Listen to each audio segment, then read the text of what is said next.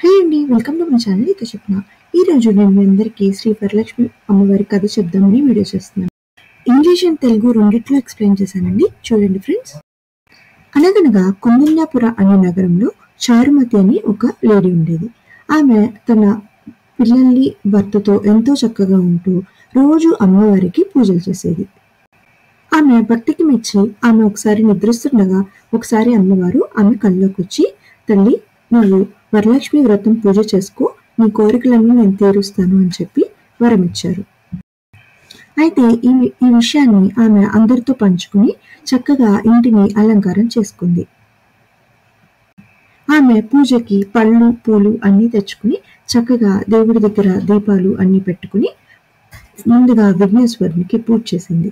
ఆ తర్వాత అమ్మవారికి ఎంతో చక్కగా అందరూ కలిసి పూజ చేసుకున్నారు. అయితే అమ్మవారికి అందరూ కలిసి చక్కగా పూజలు చేసి పాటలు పాడి ఎంతో భక్తి శ్రద్ధలతో పూజలు చేశారు.